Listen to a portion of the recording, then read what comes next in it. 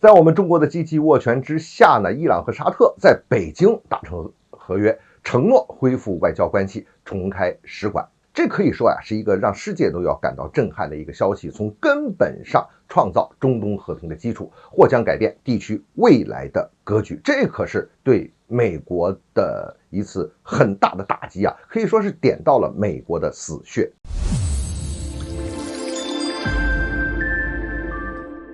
欢迎来到张斌观察，我是张斌。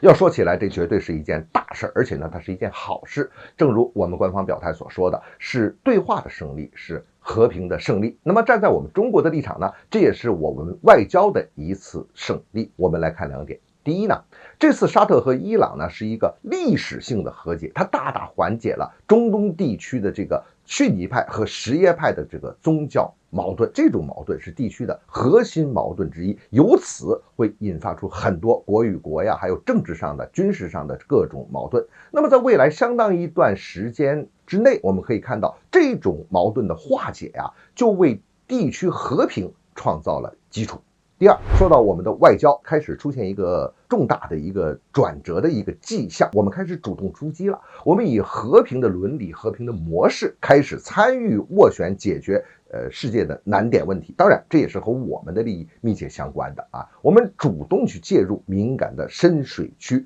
主动塑造全球地缘政治的重大议题我们开始主动的去介入这些议题，形成这些议题，开始拿到这个议题的主导权，从而呢，我们会有更积极的把我们的一些东西给推行出去。那从另外一个层面上来看呢，美国在地区的战略噩梦那可就开始了。你说这个昂萨霸权它那个逻辑和具体的做法我们都看得很清楚了，就是挑起矛盾和冲突嘛，把这个地区钳制住，获得它其中的利益。无论是当年英国对这个欧洲的大陆国家，还是英美对这个中东地区，其实现在中东地区美国搞的这套霸权格局，它是继承英国的那种搞法。你看美国对俄乌以及美国在亚太的所作所为，它无不如此，就是隔岸煽风挑火，让你们干起来之后，我中间的好处就来了。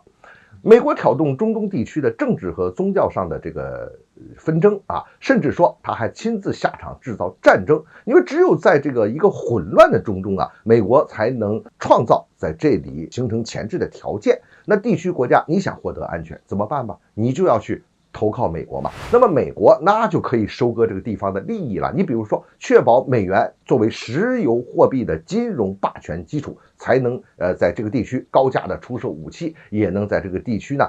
确保以色列作为美国在中东地区最忠实的盟友，从而让以色列获得安全他才能把中东这个地区未来构建成一个遏制围堵中国的一个战略支撑点。但是美国的这种霸权式的做法人家是